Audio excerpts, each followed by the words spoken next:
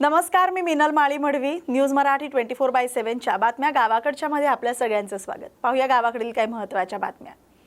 सिरोंचा तालुक्यातील तेकडा तल्ला कंबालपेठा मार्गावरील अट्टीवागू नाल्यावरील पुलाचं अर्धवट बांधकाम पूर्ण करण्याच्या मागणीसाठी परिसरातील नागरिकांनी तहसील कार्यालयासमोर बेमुदत साखळी उपोषण सुरू केले. पावसाळ्यात प्रवासात होणाऱ्या अडचणी, विद्यार्थ्यांची गैरसोय, शेतकऱ्यांची वाहतूक आणि रुग्णांना वेळेत उपचार मिळण्यात येणाऱ्या अडचणींचा उल्लेख करत नागरिकांनी तातडीनं काम पूर्ण करण्याची मागणी केली. दरम्यान तहसीलदार आणि संबंधित विभागाचे अधिकारी उपोषणस्थळी दाखल होऊन आंदोलकांशी चर्चा करण्याचा त्यांनी प्रयत्न केला. मात्र लेखी आश्वासन न मिळाल्यानं आंदोलकांनी उपोषण सुरूच ठेवण्याचा निर्णय घेतलाय.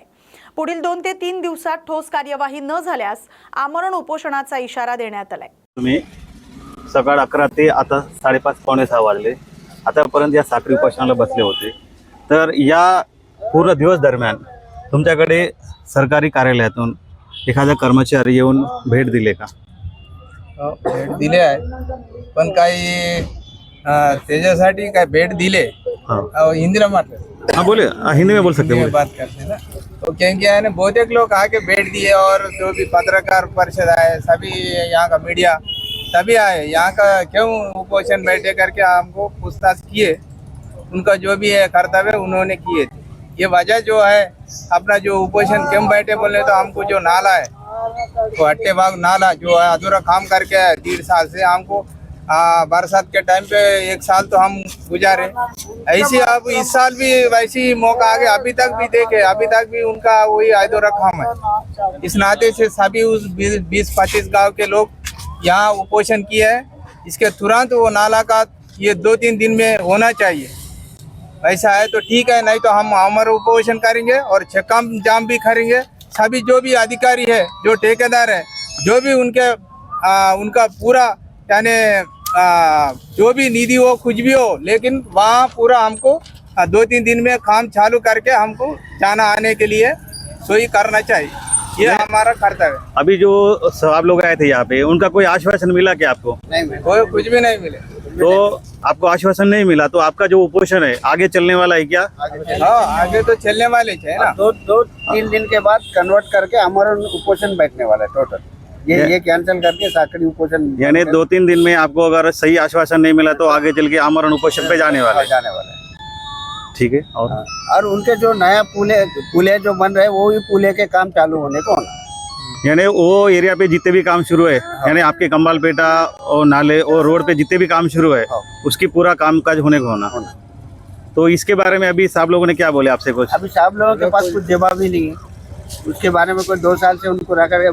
पुलिया से उनको मालूम है कि अभी तक हम लोग 4-5 बार निवेदन भी दिए, उसका कोई रिप्लाई नहीं है कुछ. और अपने जो उसको जो माजाराम का रास्ता उसके तरफ भी हमको कोई ले, वो रास्ता तो जा भी नहीं सकते, साइकिल भी नहीं जाते वो रास्ते से. यानी कुल मिला के आपको अभी तक का कोई सही ढंग से आश्वासन नहीं मिला. कोई तो आश्वासन नहीं मिला. अभी यहाँ पे जितने लोग भी उपोषण में बैठे हैं, इनका सभी लोगों का यही कहना है कि अभी तक तो उनको कोई सही आश्वासन नहीं मिला और आगे भी इनका उपोषण जारी रहेगा, ऐसा इनका कहने का है. धन्यवाद. देवेंद्र कुमार रंगुवार. आमच्याकडे आहे, समजा आहे, पण जो 2 किलोमीटरचा आमच्याकडे ॲग्रीमेंट आम्ही पॅचेस करून त्याला वर्केबल करून टाकू ट्रॅफिकसाठी. पण जो 3 किलोमीटरसाठी नाही का तो येतो PM सर अंडर. आम्ही आता कॉन्टॅक्ट करायचं पाहत होतो PM सरांची. बहुतेक ते मीटिंगमध्ये असेल, त्यावेळी कॉन्टॅक्ट होऊ शकला नाही. जसा आमचा कॉन्टॅक्ट झाला आम्ही त्यांना म्हणू की सर आता अशाचे गावकऱ्यांच्या लोकांची प्रॉब्लेम आहे, तर आपण हा रस्ता रिपेअर करण्यात यावा. आणि आम्ही एक त्याचा पाठपुरावा पण घेऊ की लवकरात लवकर कसा आला पाहिजे त्यांच्याकडून. ते आम्ही कलेक्टर सरांच्या समोर पण ठेवला होता मीटिंगमध्ये की सर असा प्रॉब्लेम आहे आणि हा रस्ता PM सरांच्या अंडर असून आपण यांना निर्देश देण्यात यावे की हा रस्ता करून देण्यात यावा. सर पाठपुरावा करून. हां सर, हा बांधकाम कशामुळे रखला एवढे दिवस? हा फंडच नाही आहे. म्हणजे बिना फंडाची सुरुवात कशी झाली सर काम? नाही, फंडचं कसं आहे आधी ब्रिज समजा 10 कोटीचं आहे ना, त्याचं काय म्हणणं आम्ही कॉन्ट्रॅक्टरला वाटल्याचं पत्र पण दिले. भाऊ तुला काम म्हणजे कसा प्रोसीड करून राहिल तू. आधी तर काय झालं की सध्या बरेच 2 वर्ष झाले आहेत सर पैसे आलाच नाही आहे. फक्त त्याला 50 लाखाचा समजा भेटले आहेत. पण तो म्हणता की सर की मला शासनाचा प्रश्न आहे की म्हणजे आम्ही कसं काय फॉरवर्ड करू, म्हणजे काम कसं काय प्रोसीड करू. सर, लोकांचं असं म्हणणं आहे जेव्हा डायव्हर्शन केल्याशिवाय म्हणजे डायव्हर्शन म्हणजे काहीतरी पक्का रोड सारखं समजा. हम्म. ते आधी बनवल्याशिवाय हे पुलिया तोडून पूर्णतः ते काम राखून ठेवले एवढे दिवस. नाही, तर तुमचं त्या बरोबर आहे. 30 गावातील लोकांची जे तालुक्याशी संबंध पूर्ण तुटत आहे पावसाळ्यात, आणि जसं बाकीच्या दिवसात पण त्यांचे संपर्क तुटत आहे. तर एवढे दिवस लोकांना म्हणजे हे संकटात ठेवून आपले शासन मग खूप काय काय करून राहिलं नाही. या कामामध्ये. डायव्हर्जन तुम्ही म्हणून राहिले. आता समजा पावसाळा आला ना, पाण्याची लेवल खूप जास्त असते, डायव्हर्जन टिकत नाही. त्याने 2 ते 3 वेळा डायव्हर्जन केलं. आणि आम्ही पण सध्या म्हणजे पावसाळा झाल्यानंतर हे आपले नीलम जी आहेत त्यांच्या हेल्पने आम्ही तिकडे डायव्हर्जन करून दिला होता बस सेवेसाठी, म्हणजे इमर्जन्सी आपला ट्रॅफिक फ्लो व्हायसाठी. पण आता पावसाळ्याची लेवल किंवा पाण्याची लेवल एवढी जास्त असते की तो डायव्हर्जन तुम्ही किती केला ना तर टिकत नाही.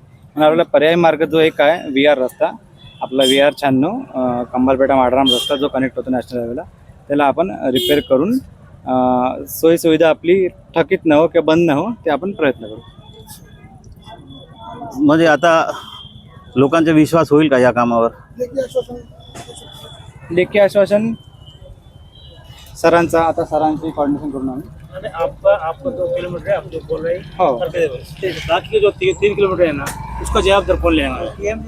PNGS में 3 किलोमीटर है ना, उसका जवाबदार कौन लेते हैं?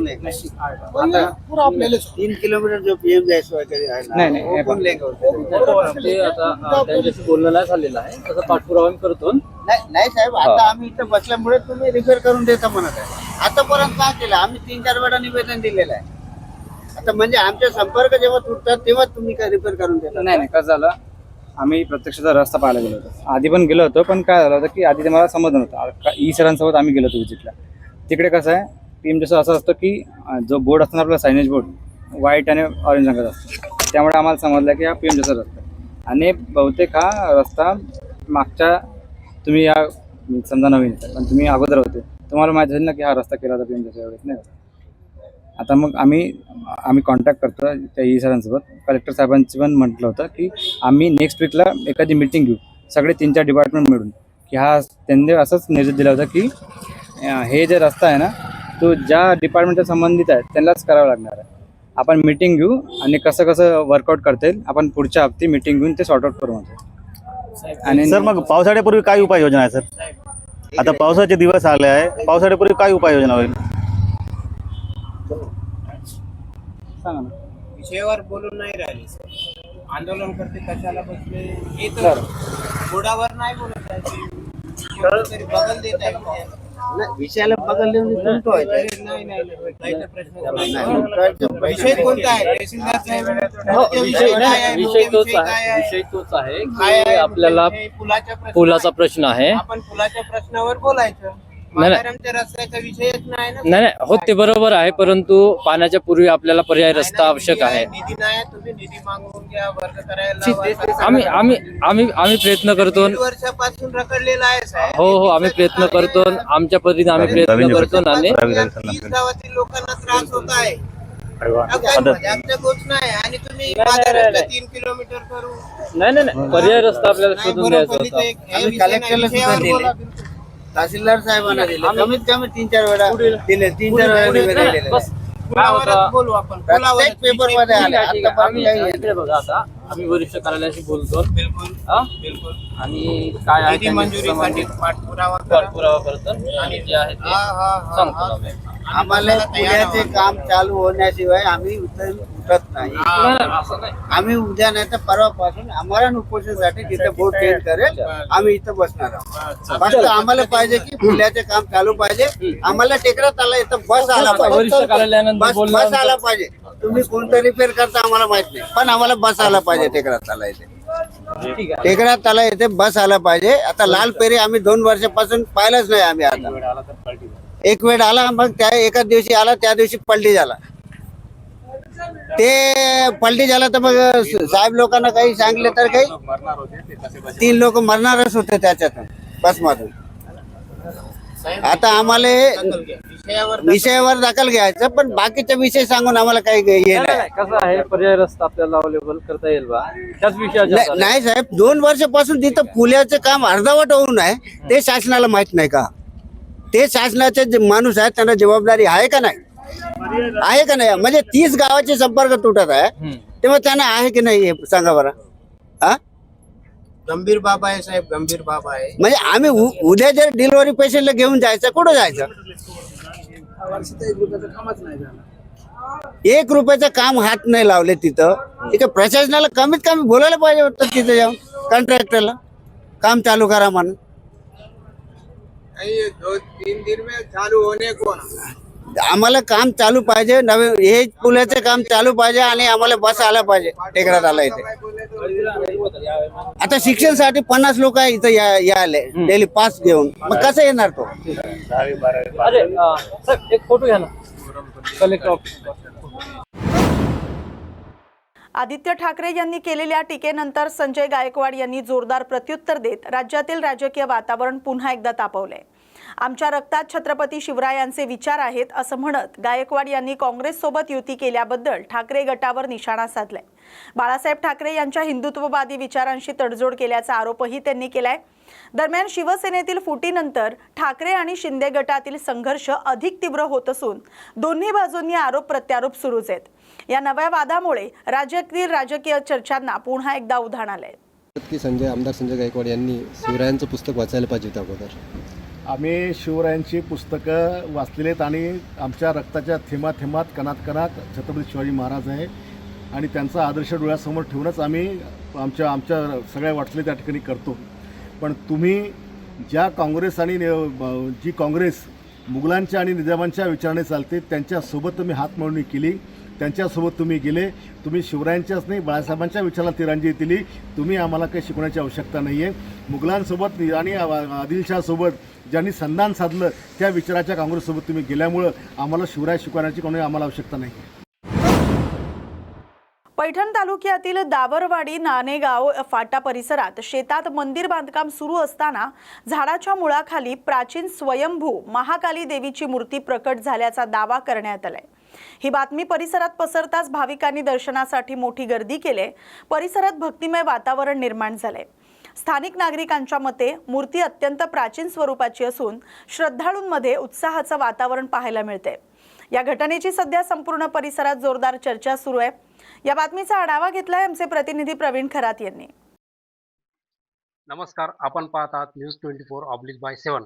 आपण आलेलो आहोत नानेगाव येथे एकनाथ एडके यांच्या शेतामध्ये मंदिराचं बांधकाम चालू असताना लखाबाईचं मंदिर बांधणार होते, पण तिथं त्यांच्या शेतामध्ये आपल्याला महाकालीची मूर्ती सापडली आहे. तरी जाणून घेऊया त्यांच्याकडून, महाराजाकडून प्रतिक्रिया. काय सांगाल महाराज? आपल्या शेतात ही महाकालीची मूर्ती आहे, तर ह्या ठिकाणी बांधकाम करायचा विचार होता त्यांचा. इथं कॉलम खोदलेले आहे, पण इथं आपट्याचं झाड होतं. आपट्याच्या झाडाखाली जी मूर्ती सापडली एडके महाराज यांच्या शेतामध्ये. तर जाणून घेऊया एडके महाराज यांच्या प्रतिक्रिया. नमस्कार सर, काय सांगणार? तर मी असं सांगू इच्छितो की आम्ही इथं वरखेड देवी महालक्ष्मी निवासिनी हिचं आम्ही बांधकाम करत होतो. आणि बांधकाम करत असताना आम्हाला अशी गोष्ट आढळून आली की तिथं आमची पूजा चालू होती. मुळात मध्ये आमचा एक यज्ञ चालू होतो. त्या टायमाला तो जेसीबी आला आणि जेसीबी ऑपरेटर आल्यानंतर आम्ही इकडे येऊन ती पूजा वगैरे करून डबल हवनला जाऊन तिथं थांबलो. थांबल्यानंतर ते खड्डे वगैरे, हे 2 खड्डे झाले. 2 खड्डे झाल्यानंतर त्याला आम्हाला आवाज दिला. ते म्हणला महाराज आता हे झाड मध्ये येतंय, ते झाड आपल्याला काढणं पडतंय. झाड कोणत्या ठिकाणी आढळलं तुम्हाला? हे इथंच हे लिंबाचं झाड आणि आपल्याचं हे मूळ चिटकलेले होते एकमेकाला. तर ते चिटकलेलं असल्यामुळे मग ते झाड काढलं. ते झाड काढून तिकडे वापस टाकल्यानंतर त्याने आम्हाला आवाज दिला. त्याने तो आवाज असा दिला की ते आम्हाला वाटलं याला काही झटका भिटका आला का काय. असं गणेश भावले म्हणून त्यांचं नाव आहे, की त्याने हॉर्न दाबून धरला. मग आम्ही एक मुलगा इकडे पाठवला. मग ते मुलाचा पण आवाज निघत नव्हता. आम्हाला वाटलं अशी काय गोष्ट घडली. आम्हाला वाटलं मोठा साप वगैरे असं काही निघलं, कारण इथं वारुळ आहे ना. त्याच्यामुळे आम्हाला ते भयभीत आलं. म्हणलं इतका मोठा जर काही जनावर काही निघलं काय. त्या हिशोबाने आम्ही मग इकडे धावत पडत आलो.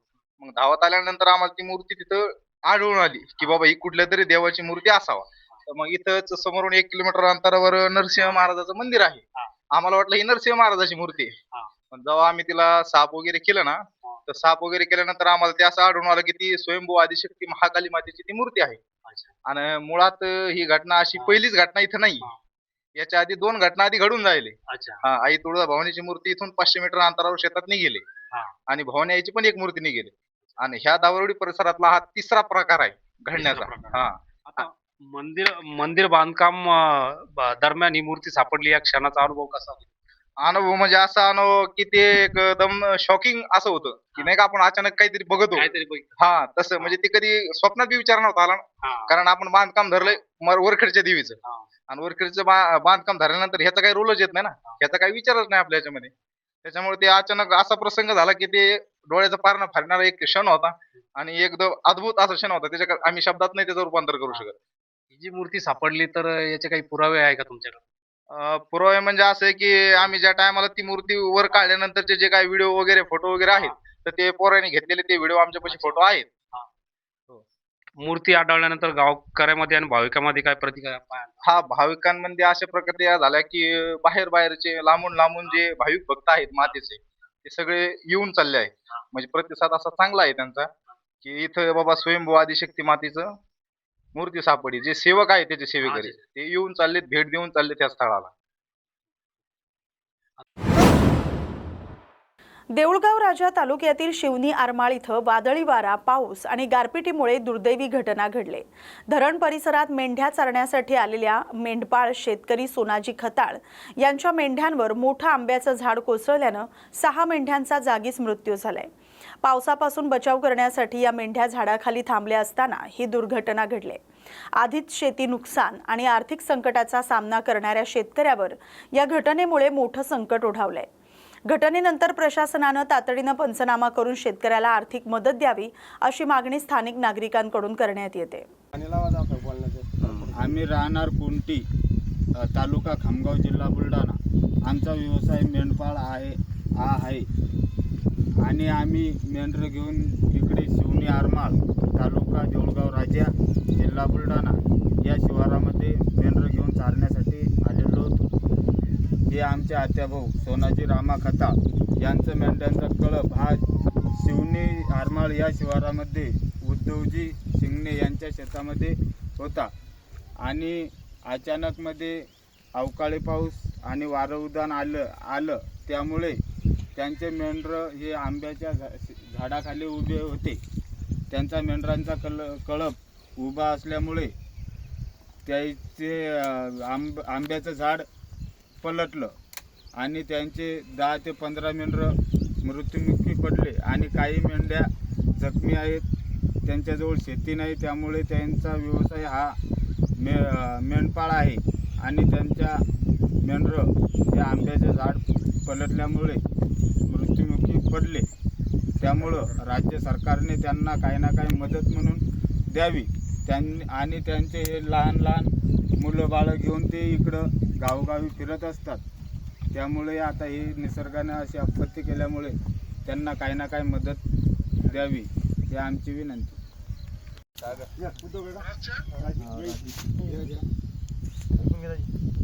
पलीकडून घ्या म्हणजे झाड दिसलं पाहिजे.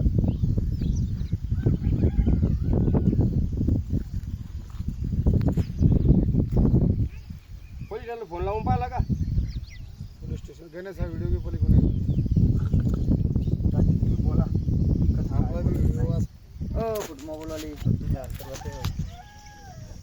मी उद्धव भिकाजी शिंगणे, गट नंबर 299. काल झालेल्या चक्रीवादळामुळे माझ्या शेतातील आंब्याचं झाड कोसळून हे पडलेले 7-8 नग, अंदाजे 3, 2, 5, 6, 7 नग मेंढरं आणि बकरी यांचा दुर्दैवी आंब्याच्या झाडाखाली दबून मृत्यू झालेला आहे. तरी कृषी खाता असेल, राज्य सरकार असेल यांनी या गरीब लोकांची थोडीफार जी होईल ती मदत करण्यात यावी. त्यांना नुकसान भरपाई देण्यात यावी. कारण ही नुकसान झाल्यामुळं या सर्व परिवारांनी रात्रीला जेवणसुद्धा केलेलं नाही. या गोष्टीची जाणीव ठेवून मेहरबान तहसीलदार साहेब असतील, कलेक्टर साहेब असतील यांनी या गोष्टीचा अतिशय काळजीपूर्वक विचार करावा आणि या गरीब लोकांना जी होईल ती मदत देण्यात यावी एवढीच अपेक्षा बाळगतो. खालापूर तालुक्यातील माडप ठाकूरवाडी गावाकडे जाणाऱ्या रस्त्याचं काम अद्याप अपूर्ण असल्यानं संतप्त ग्रामस्थांनी सावरोली खारपाडा या मुख्य मार्गावर रास्ता रोको आंदोलन केलंय।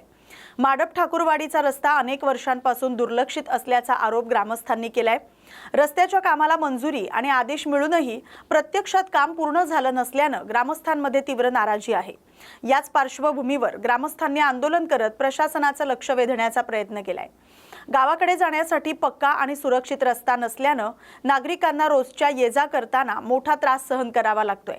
विशेषतः पावसाळ्यात परिस्थिती आणखी बिकट होत असल्याचं आंदोलनकर्त्यांनी सांगितलंय। देशाला स्वातंत्र्य होऊन आज जवळपास अमृत महोत्सव सुद्धा साजरा झाला, तरी सुद्धा आदिवासी समाजाला खऱ्या अर्थाने स्वातंत्र्य मिळालं नाही, हा आमचा आरोप आहे। कारण गेल्या अनेक वर्षापासून आदिवासी समाज हा कड्याकपारी डोंगर भागात राहतो, त्यांना कुठल्याही प्रकारची दळणवळणाची व्यवस्था नाही। मुळात हा आदिवासी समाज हा देशाचा मूळ रहिवासी, मूळ मालक आहे आणि असताना सुद्धा आज प्रशासनाकडून ह्या आदिवासीवर प्रत्येक ठिकाणी अन्याय होत जातोय, आदिवासींना संघर्षच करावा लागतोय। आज एक उदाहरण जर बघितलं आजच्या ह्या आंदोलनातून, एक माडप ठाकूरवाडीचा रस्ता गेल्या 2012 साली 3-2च्या प्रस्तावानुसार त्यांना फॉरेस्टची परमिशन मिळाली असताना सुद्धा आज इथे काही अधिकारी फॉरेस्टचं नाव पुढे करून आपली वेळ मारून नेण्याचा प्रयत्न करतात, ते अतिशय चुकीचं आहे। त्याचबरोबर 2 वर्षापूर्वी ह्या रस्त्याचे वर्क ऑर्डर झालेले आहे आणि 2 वर्षापासून ह्या कामाची कुठल्याही प्रकारची सुरुवात झालेली नाही। म्हणून आम्ही माडप ठाकूरवाडी ग्रामस्थांच्या वतीने, सर्व आदिवासी समाजाच्या वतीने संविधानिक पद्धतीने प्रत्येक ठिकाणी पत्रव्यवहार केलेला आहे आणि त्या पत्रव्यवहार करून सुद्धा हा प्रशासन आणि संबंधित ठेकेदार कुठल्याही प्रकारची ह्या रस्त्याची दखल घेत नव्हता। म्हणून आज आमच्या ठाकूरवाडी माडप ठाकूरवाडी सर्व महिला आणि सर्व ग्रामस्थांच्या वतीने आत्मदहन करण्याची वेळ या ठिकाणी आलेली आहे। म्हणून आम्ही ह्या संबंधित असलेली जी यंत्रणा आहे, मग ती प्रशासकीय असेल, ठेकेदार असेल, यांच्या हलगर्जीपणामुळे ह्या आमच्या सर्व त्रासांना आम्हाला सहन करावं लागतंय। ह्या रस्त्यामुळे अधिक आदिवासींचे आरोग्याचे प्रश्न वाढलेले आहेत। त्याचबरोबर आता पावसाळा तोंडावर आहे, आदिवासी मुलांचे शैक्षणिक नुकसान खूप मोठ्या प्रमाणावर होणार आहे आणि ह्या सगळ्या परिस्थितीचा आम्ही विचार करून आज या ठिकाणी आंदोलन केलेलं आहे आणि ह्या माध्यमातून या प्रशासनाला आम्ही एक इशारा देतो, एवढं आंदोलन करून सुद्धा जर उद्यापासून योग्य पद्धतीने ह्या रस्त्याचे काम चालू झाले नाही तर उद्या लगेच आम्ही मुंबई पुणे एक्सप्रेस हवी आहे तो जाम केल्याशिवाय राहणार नाही। कारण आदिवासी हा क्रांतिकारक आहे, आदिवासींनी हे प्रत्येक ठिकाणी क्रांती केलेला आहे, संघर्ष केलेला आहे। वाघाच्या जबड्याचा घालीने हात, तो मोजितो वाघाचं दात, त्याला म्हणतात आदिवासी दात। म्हणून आदिवासी हा क्रांतिकारक आहे, आदिवासी हा क्रांती केल्याशिवाय राहणार नाही। म्हणून प्रशासनाने याची त्वरित दखल घेऊन जर उद्यापासून योग्य पद्धतीने रस्ता चालू झाला नाही तर अतिशय तीव्र स्वरूपाचं आंदोलन या ठिकाणी केलं जाईल, असं या एक रायगड जिल्हा आदिवासी समाज संघटनेचा जिल्हा अध्यक्ष म्हणून मी आपल्या प्रशासनाला आवाहन करतो। शिल्पकार बाबासाहेब आंबेडकर यांनी कायद्याची संविधान लिहून संपूर्ण जगभर आदिवासी खेड्यापाड्यातल्या लोकांना हक्काची न्याय ही कायद्याने भेटली पाहिजे ही तरतूद करून त्यांनी म्हणलं शिका आणि संघटित व्हा आणि संघर्ष करा तरच तुम्ही टिकाल।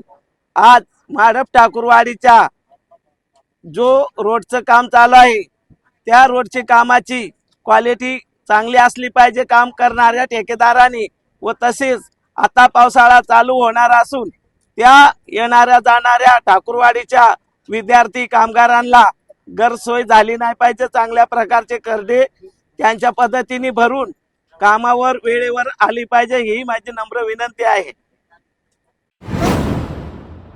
धुळे शहरातील अमृत 2.0 योजनेअंतर्गत मलनिस्सारण प्रकल्पाच्या दुसऱ्या टप्प्यासाठी सुमारे 150 कोटी रुपयांचं कर्ज घेण्याच्या प्रस्तावावर आज झालेल्या विशेष महासभेत गदारोळ झालाय। शहर विकास आघाडीतील राष्ट्रवादी अजित पवार गट आणि शिवसेना शिंदे गट यांनी कर्ज प्रस्तावाला विरोध करत सभात्याग केलाय। कर्जामुळे महापालिकेवर आर्थिक बोजा वाढेल असा आरोप त्यांनी केलाय। मात्र भाजप आणि MIM नगरसेवकांनी योजनेला पाठिंबा देत ही योजना शहराच्या आरोग्यासाठी महत्त्वाची असल्याचं सांगितलंय। चर्चेनंतर महापौर मायादेवी परदेशी यांनी बहुमतानं प्रस्ताव मंजूर झाल्याचं जाहीर केलं। त्यांनी सांगायला पाहिजे की आजचं आम्ही सभा त्याकडून जातोय का कोणत्या सभेला येणार नाही अशी नोंद त्याची त्यांनी केलेली आहे। मी या ठिकाणी एकच सांगितलं की हे जे कर्ज घेतोय आपण त्या शहराच्या विकासासाठी घेतोय. आणि महाराष्ट्रात अशी कोणती महानगरपालिका नाही का तिच्यावर कर्ज नाही. आणि म्हटलंय जुन्या लोकांनी की ज्याच्यावर कर्ज नाही तो मर्डर आहे. खऱ्या अर्थाने जे मर्द आहे तेच कर्ज घेतात, त्यांना फेड करण्याची ताकद आहे तेच कर्ज घेतात. आणि त्यांना फेडण्याची ताकद नाही म्हणजे बाहेर चालले गेलेले, म्हणजे कोण मर्द आहे आणि कोण काय या ठिकाणी बोलत नाही. खऱ्या अर्थाने त्यांनी जो सभागृहाचा त्याग केला आहे मी या ठिकाणी त्याचा निषेध करतो. आणि येणाऱ्या काळामध्ये त्यांना पालिकेची एवढी काळजी असेल तर त्यांनी नगरोत्थान निधी आणि नगर निधी याच्यावरही त्याग करावा. खऱ्या अर्थाने पालिकेची त्यांना ही त्यांच्या लक्षात आलं तर त्यांचा महापौरांना मी या ठिकाणी विनंती करतो की येणाऱ्या वर्षाचा निधी त्यांना देऊ नका. कारण की सभागृहात जाणं हा सभागृहाचा आणि महानगरपालिकेचा आणि आयुक्त साहेब महापौरांचा अपमान आहे. आणि ते अपमान करून या ठिकाणी सभागृह सोडून चालले गेले. या ठिकाणी त्याचा मी निषेध करतो. त्याग करून गेले तर मला असं वाटतंय की कदाचित त्यांना सभागृहात उत्तर ऐकू आलं नसतं म्हणून ते एकांतात ऐकण्यासाठी गेले असतील. तर महानगरपालिका आणि आपलं कुटुंब चालवणं आणि महानगरपालिका चालवणं जवळजवळ एकसारखं असतं. बजेटचा फरक असतो. कुटुंबाचं बजेट लहान, महापालिकेचं बजेट मोठं. पण जेव्हा आपण आपलं कुटुंब चालवतो तेव्हा आपण सुद्धा वेगवेगळ्या प्रकारचे लोन घेत असतो. इथे आपण जेवढे उपस्थित आहोत त्यातले 90% लोकांचं कुठलं ना कुठलं लोन असतं. याच्यामध्ये होम लोन असतं, व्हेइकल लोन असतं, बिझनेसचे लोन असतात. तर एखादा कुटुंब प्रमुख किंवा कुटुंबाचे घटक जेव्हा लोन घेतात तेव्हा ते असा विचार करत नाही की मला माझ्या कुटुंबाला खड्ड्यात घालायचंय किंवा पुढच्या पिढीला आर्थिक मर्यादा घालायचं म्हणून मी लोन घेतोय. तर ते कुटुंब स्थिर स्थावर करण्यासाठी किंवा कुटुंबाच्या प्रगतीसाठीच लोन घेतात. तशी स्थिती आपल्या महापालिकेची आहे. आता लोन घेण्याची आपल्याला काही हौस नाही. आपण लोन काय घेतोय कारण आपले स्वतःचे इन्कम सोर्सेस अतिशय कमी आहेत. आपण वाढवण्याचा आटोकाट प्रयत्न करतोय. मागच्या बैठकीमध्ये मी खरं तर कौतुक करेल की पहिली महापालिका मी बघितली एवढ्या कारकिर्दीत की जिथे सदस्य स्वतःहून इन्कम सोर्सेस सुचत होते. त्याच्यावर आम्ही कारवाई सुरू केलेली आहे. तर आपले उत्पन्नाचे सोर्सेस अतिशय मर्यादित आहे. आणि आपण बघतोय की एका वेळेस अनेक प्रकारच्या योजना आपल्या महापालिकेमध्ये सुरू आहे. अमृत मधल्या 2 योजना सुरू आहे. नगरोत्थान योजना सुरू आहे. राज्य शासनाच्या नगरोत्थानचे पैसे येतात, डीपीडीसीचे पैसे येतात. तर सोयीचा बनल्याशिवाय यातली कुठलीही योजना पूर्ण होत नाही. पूर्वी आपली वेगळा पॅटर्न होता. पूर्वी काय व्हायचं की एखादी योजना आली, योजनेचा आकृतीबंध मंजूर झाला की आपण एखादं अकाउंट ओपन करायचं आणि त्या अकाउंट मध्ये शासनाचा पैसा येऊन पडायचा. आणि मग प्रॅक्टिस अशी होती की त्या पैशाच्या अगेन्स्ट खर्च केले जायचे. सोयीचा उभारला जात नव्हता. त्याच्यामुळे अनेक योजना अर्धवट राहिल्या केंद्र आणि राज्य शासनाच्या. म्हणून आता शासनाने काय नियम घातलाय की कुठल्याही योजनेचा पैसा महानगरपालिकेकडे डायरेक्ट वर्ग होणार नाही. एखादं बिल जनरेट झालं तर त्या बिलच्या अगेन्स्ट पहिले महापालिकेचे पैसे ऑनलाईन प्रणालीमध्ये टाकावे लागतात. मग शासन त्याच्या अगेन्स्ट त्यांचा हिस्सा वर्ग करत असतं. परळी शहरात शिंदे सेनेच्या वरिष्ठ कार्यकर्त्यावर प्राणघातक हल्ला करण्यात आलाय. शिवाजी शिंदे असं हल्ल्यात जखमी झालेल्या या कार्यकर्त्याचं नाव आहे. परळी शहराच्या मोंढा परिसरात एका हॉटेलवर पत्नीसोबत असताना काही अज्ञात हल्लेखोर आले आणि धारदार शस्त्रानं त्यांनी हल्ला चढवला. या हल्ल्यात शिवाजी शिंदे हे गंभीर जखमी झाले. त्यांना पुढील उपचारासाठी स्वारती रुग्णालयात अंबाजोगाई इथं हलवण्यात आलंय. दरम्यान या सर्व प्रकरणाचा परळी संभाजीनगर पोलीस तपास करतायत. रात्री माझ्याकडे आला होता. ती रात्री मला 1 घंटाभर शिव्या देऊन गेला. अर्ध गाव जागा झालं होतं. माझ्या वाड्यातले सगळे पोरच बांधवा झालते. त्याला मारायच्या तयारीत होते. मी त्यांना म्हणलं बाबा पेलय म्हणलं ते मारू नका, त्याला मरून जाईल म्हणलं. आपण चांगले माणसाची इज्जतदार माणसं आहेत म्हणलं. हुआ आपण ते जाईल म्हणलं मरून, आपली इज्जत जाईल म्हणून त्याला मी हात सुद्धा दिला नाही. रात्री त्याला फक्त बघितलं होतं मी. त्याच्या अगोदर कधीही बघितलं नाही मी त्याला. आगामी बकरी ईद सण शांततेत आणि सालोख्यानं साजरा व्हावा या उद्देशानं धुळे जिल्हाधिकारी कार्यालयात वरिष्ठ प्रशासकीय अधिकारी आणि मुस्लिम समाजातील प्रतिनिधींच्या उपस्थितीत शांतता समितीची बैठक पार पडली. यावेळी मुस्लिम समाजाच्या प्रतिनिधींनी गायीला राष्ट्रीय प्राणी घोषित करावं अशी लक्षवेधी मागणी प्रशासनाकडे मांडली. तसंच गोतस्करीच्या संशयावरून घडणाऱ्या मॉब लिचिंगच्या घटनांबाबत तीव्र चिंता व्यक्त करण्यात आली. कोणत्याही संशयितावर जमावानं कायदा हातात न घेता पोलिसांनीच कायदेशीर कारवाई करावी अशी स्पष्ट भूमिका मुस्लिम बांधवांनी बैठकीत मांडली. दरम्यान बकरी ईदच्या पार्श्वभूमीवर शहरात पाणी पुरवठा, वीज आणि स्वच्छतेची योग्य व्यवस्था ठेवण्याचं आश्वासन प्रशासनानं दिलंय. सर्व नागरिकांनी कायद्याच्या चौकटीत राहून सण साजरा करावा असं आवाहन पोलीस अधीक्षक विशाल आनंद यांनी दिले. तसंच प्रतिबंधित जनावरांची कुर्बानी दिल्यास कठोर कायदेशीर कारवाई केली जाईल असा इशाराही त्यांनी दिलाय. आज बरोज 6 मई को कलेक्टर ऑफिस में शांतता कमेटी की मीटिंग आयोजित की गई थी, जिसमें हमने सभी आजी माजी नगर सेवकों ने उसमें उपस्थित रहा और अपने सुझाव प्रशासन को दिए हैं और प्रशासन ने वो सारे सुझाव को, चाहे महानगर पालिका हो, MSCB हो, पशु संवर्धन विभाग हो, सभी विभागों ने उसके ऊपर अंमलबजावनी करने का आश्वासन दिया है. दूसरा प्रमुख मुद्दा मैंने ये उपस्थित किया, हमारे सभी मुसलमान आजी माजी नगर सेवकों ने कि गाय को भारत का राष्ट्रीय पशु घोषित किया जाना चाहिए, जिसका सभी ने प्रतिसाद दिया. दूसरा ये कि जो गौ तस्कर है उनके ऊपर भी कार्रवाई होनी चाहिए, मगर वो कार्रवाई पुलिस प्रशासन के द्वारा होना चाहिए. कोई अगर ये बोलेगा कि हम SP को पत्र देकर हम ये बोलते हैं कि उनको कुछ पड़ी नहीं है, मैं उनको ये बोलना चाहूंगा कि आप किसी भी तरीके से अपना फ्रस्ट्रेशन निकालने के लिए पुलिस प्रशासन पर दबाव ना बनाएं. हम आपका विरोध करते और हम पुलिस प्रशासन के साथ हैं. या बातमीसोबतच बातम्या गावाकडच्या मध्ये वेळ झाल्या तर इथेच थांबण्याची. अशाच महत्त्वाच्या बातम्यांसाठी पाहत राहा न्यूज मराठी 24/7. नवा भारत, नवा विचार.